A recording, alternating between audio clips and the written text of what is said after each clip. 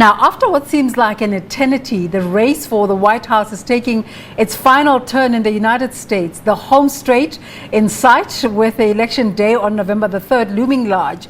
Both the campaigns of the Republican incumbent President Donald Trump and the Democratic rival Joe Biden are fanning across key swing states that are all but assured of deciding who will lead the world's richest country for the next 4 years. Both principals campaigned in the state of Florida Thursday that again could determine the presidency, a state so critical to Republicans that if Biden wins there, their path to the White House is all but confirmed.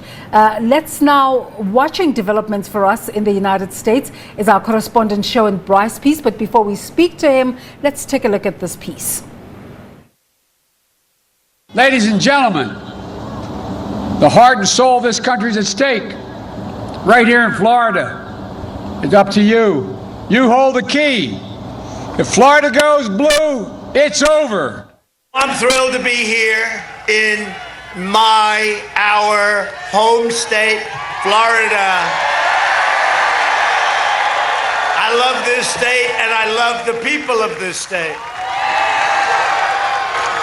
And 5 days from now, we are going to win Florida. We are going to win 4 more years in the White House. And we're going on to win a record share of the Hispanic American vote. You see what's happening?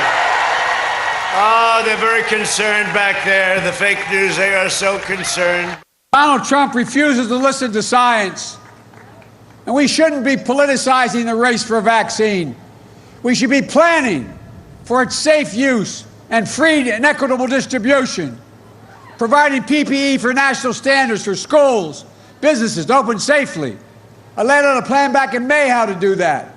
Bringing together Republicans and Democrats to deliver economic relief that's already been passed by the Democratic House of Representatives for working families, for schools and businesses. I've said it before, I'm not going to shut down the economy. I'm not going to shut down the country. I'm going to shut down the virus. We know the disease, we social distance, we do all of the things that you have to do. If you get close, wear a mask. Always controversial. It's not controversial to me. You get close, you wear a mask. Social distance, social distance. You know the bottom line, though? You're going to get better. You're going to get better. If I can get better, anybody can get better. And I got better fast. Well, Sherwin Bryce-Pease joins us now. Sherwin, the stakes are high. Biden there saying if Florida goes blue, it's over.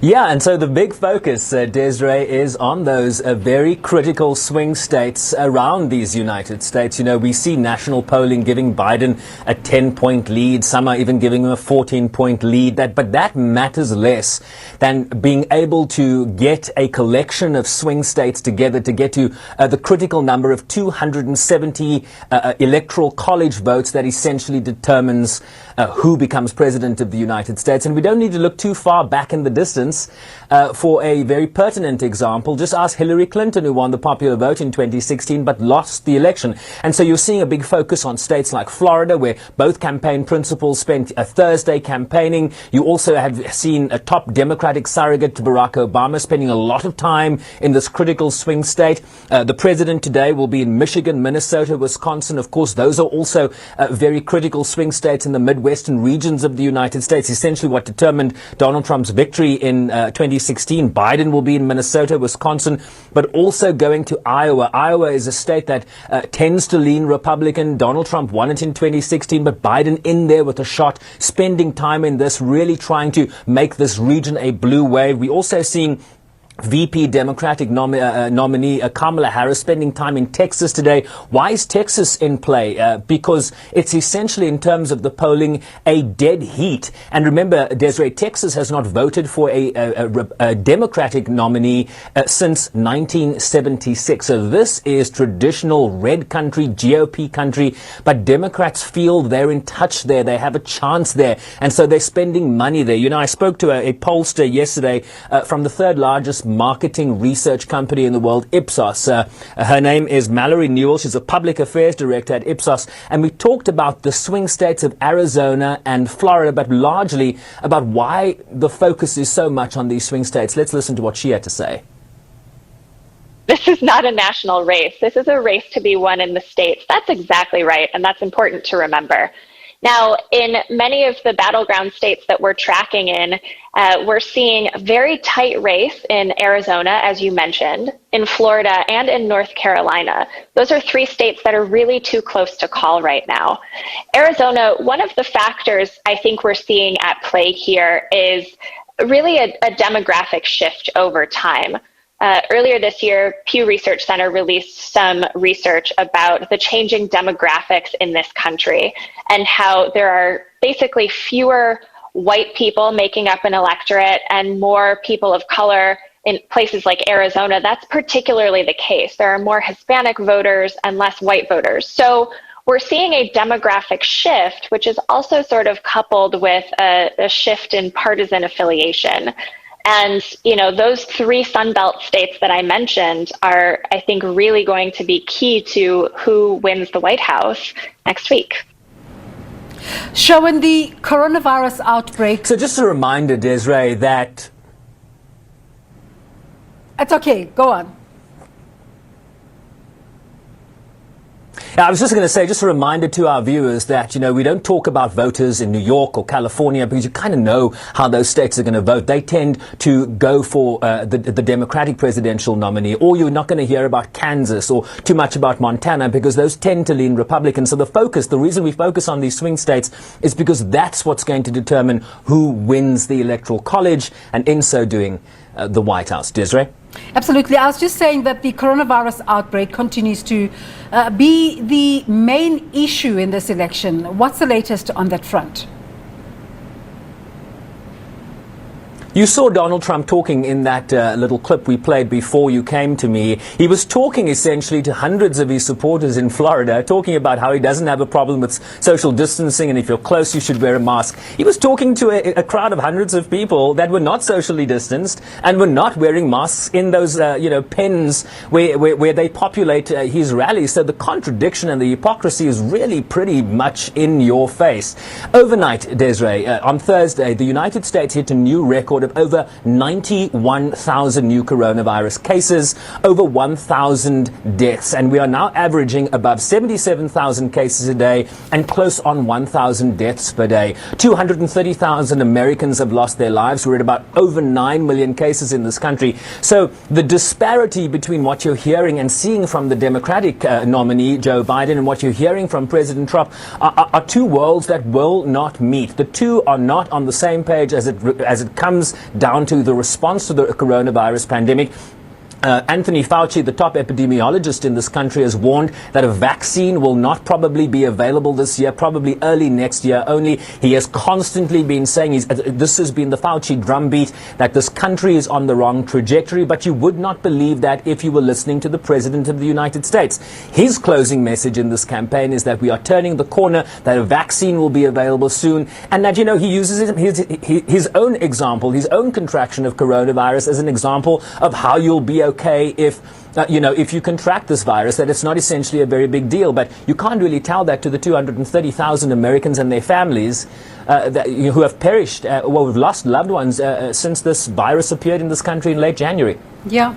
Now, with record numbers of people who have cast ballots in early voting, more than 80 million at least at the last count, what does this high turnout mean even before the influx of voters we'll see on the actual election date? Tell us about this election, about what to expect on election night.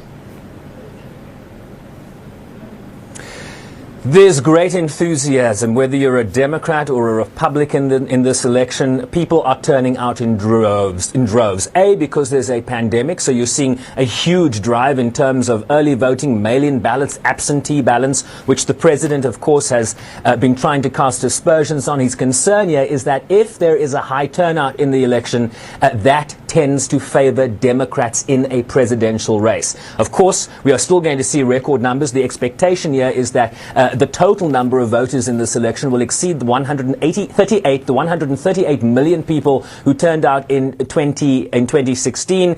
And the estimates from experts is that this will break a 112-year record of 150 million people in 1908. So there's a great deal of enthusiasm. The pandemic is really driving people to the polls. I think the personality of both these candidates are driving people to the polls. But what that tells us is that on election night, don't expect a result within hours of polls closing. That has been the tradition here in the United States, but this is a new year. It's a coronavirus year. It's 2020. I don't need to really explain that to you. And so with the volumes of mail-in ballots and absentee ballots, Desiree, the concern here is that counting is going to be slightly delayed. It could be the next day or the day after. But in South Africa, we have to wait a few days for our results to come out from the election, and the results have never been disputed. So a little patience is what we're warning Americans to exercise on election night. Sherwin, another conversation that's taking place, and you've alluded to it a bit in your response now, President Trump questioning the counting of the late ballots, saying it will dent the integrity of this election. How's this conversation unfolding?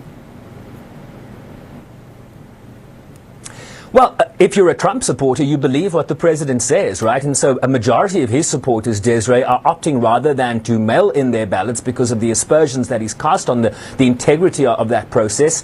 And they will be turning out in droves on election day. But let me tell you this, if you didn't know it yet, 5 states in this country before the coronavirus even hit the United States only allowed in mail-in or absentee voting. There was no in-person voting in 5 states in this country. And there has never been questions about the integrity of those polls. The president himself has been a regular mail-in ballot voter for the first time in years, voting in person in his home state of Florida this year. So the concern that he's trying to create around the efficacy of this poll, about in terms of fraud, really doesn't muster a credibility based on the lack of evidence that he's been able to present in that conversation. So he's placing a sort of a canard in this process to create doubt, and experts or analysts telling us that that's because he might lose and then would like to contest the election in the Supreme Court. So remember, we have a 6-3 majority in terms of the conservative majority on the United States Supreme Court,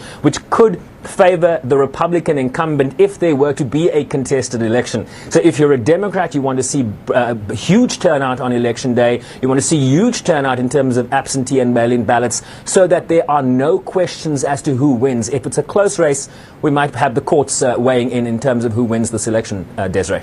Some sleepless nights ahead for you, I imagine, but thank you so much for that update, Sherwin. Sherwin Bryce-Pease is our man on the street in the United States as we watch that United States election.